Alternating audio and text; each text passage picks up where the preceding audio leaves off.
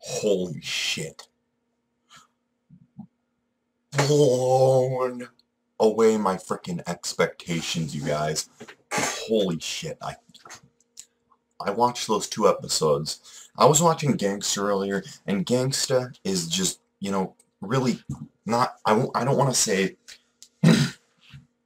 it's kind of like the shades are dark, or it's seinen, obviously, so it's darker, it's more gritty, things like that. And Gangsta's good, don't get me wrong, but holy shit. This show, Chaos Dragon, it blew the fucking... I didn't even think it was going to be that good. I didn't even think so. I literally thought, we got another video game adaptation here. It's probably not going to be that good. Probably be, It's probably going to be okay. Boy, was I wrong. Those episodes really surprised me. First coming in with the beautiful fucking artwork. Oh my god. I saw those colors. The colors in that show are so nice. I thought it was going to be stupid and it was going to be really kiddish at first. But then it just stepped it up and it made me think, oh my god, these colors are so nice. Like, I feel like this show could be really good. It reminds me really, like, a lot of, something like maybe a little bit of, Garo, maybe. Just because obviously there's a little bit of CGI in there. Not a ton, but a little bit. And it kind of made me think of Garo in that sense. But it also made me think of Muhammad Genesis, I believe it was called. I can't remember. From last year. And I just beautiful. Obviously, Studio Silver Link is doing this. And Silver Link has made beautiful shows like Baka and Test, I believe they made. Fuck yeah. Watamode. Studio Link, Silver Link, obviously knows what they're doing. I mean, their shows just look beautiful all the time. The animation is okay. It's not blown out. Oh, actually, the animation was surprisingly good, I thought. I really enjoyed it, but then again, I'm not too deep on the animation or art usually, but I can tell, obviously, the art is beautiful. The color system makes me... Oh, the colors are so good. I really enjoy a show that has tons of color.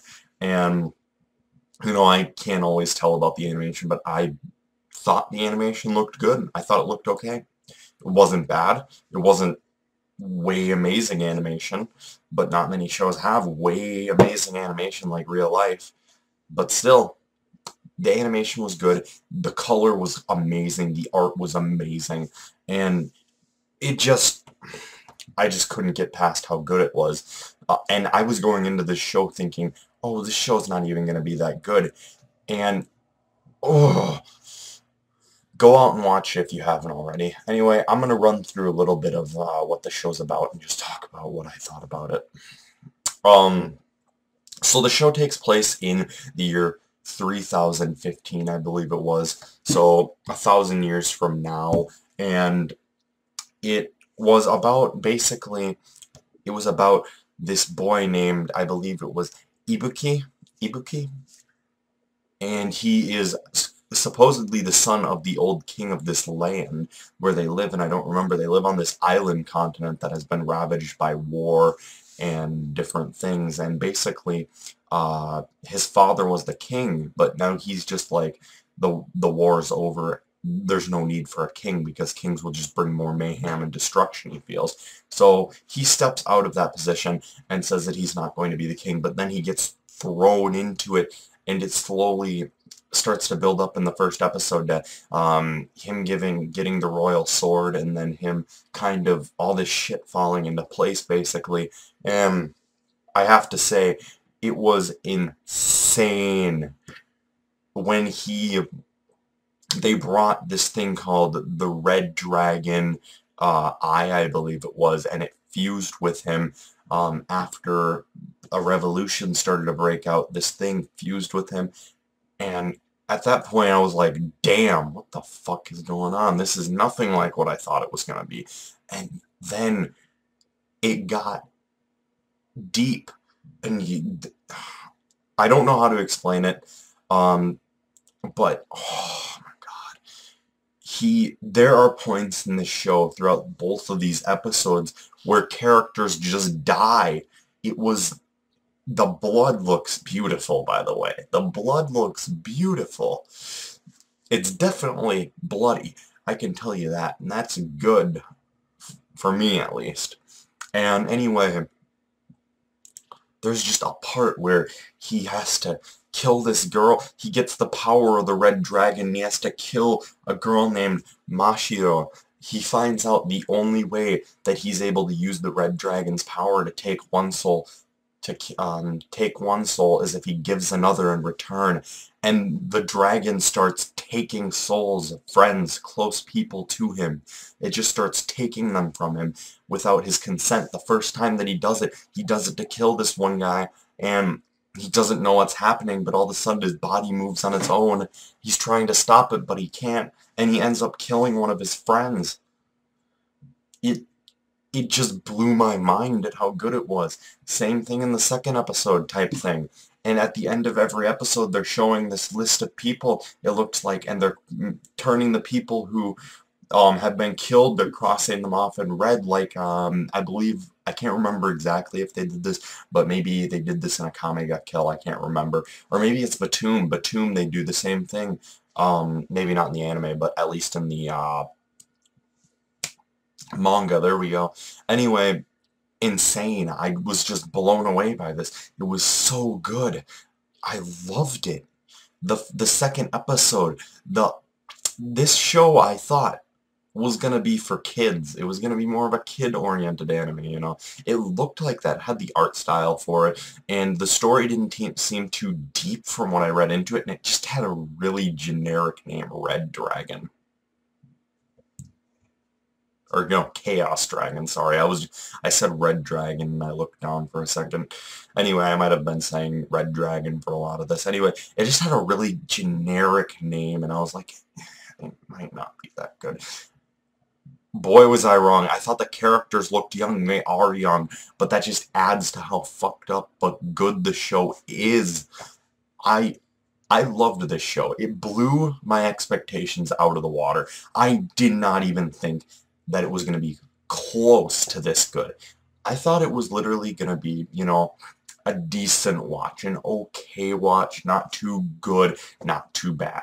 I thought it was going to be, just a normal show, but damn, it's good. I don't actually know which one I enjoyed more of. Gangsta, this. This one, obviously, Gangsta's going to continue to grow in popularity, I feel. This one hit its peak, I feel, right away. And is this bad? No. This just means that the show can only be this quality. I'm hoping it stays this quality. There were a lot of cool characters introduced. Character designs are great. I love the character designs for each of these characters. The main character, I don't know if I like his kind of appearance and how he dresses. It kind of looks weird, but at the same time, it's interesting. It's different. The world itself is fantasy setting, and it's just set up really well. I can't go on enough about how good this show was. The first 2 episodes, at least. The first episode, I'm not even kidding. I mean, I don't cry over many anime, right? I don't cry, really, unless it's something like Angel Beats, Anohana, things like that. I don't cry a lot for anime. I cry sometimes when it's really special, but that first episode almost got me to cry from just how kind of sad it was, right? Towards the end when he had to kill his friend. It was just insanely good. And like I said, the art, the detail, oh, it's so nice. I can't explain it enough. It just took my breath away. It took my breath away. It took me breath away. No, it took my breath away. But still, it was outstanding how good it was. I literally did not have expectations. close to that high for it. And I don't know, now that my expectations are higher, I don't know if it will live up to my expectations, but I hope that the show continues to grow and get better. I mean, there was a part in the show where there was a guy who, one of the guys who came to, I'm trying to remember. Oh yeah, there was a part in the show where one of the guys who ended up coming to fight with him and asked him to be part of his group of people going around and trying to, I don't remember, I think it was an expedition.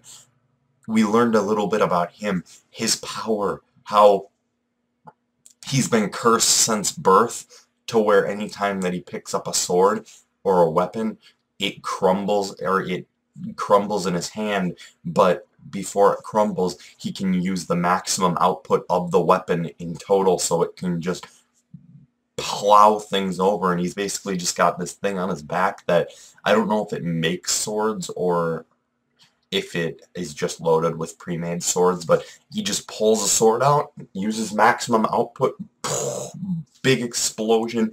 It was just insane. The art itself looks great, like I already said, really colorful, amazing. I just think you guys should check this out. Don't go into it with low expectations. Or do it, because you're going to get your minds blown. It was insanely good for what I thought it would be. And I just don't understand how I thought it was going to be so bad now after watching it. I mean, it was actually really good. Anyway, you guys, I'm coming back at you guys with a ton more stuff as the second episode comes out, or as the first episode comes out of a show, God Eater, on Saturday or Sunday. I don't know which day. Can't wait for it. I'm actually really happy that it got pushed back a week and that I'm going to be able to start it here right on episode 1, because God Eater is going to be something, I'm hoping. Anyway, you guys, thank you guys for watching, and I will see you guys in the next video.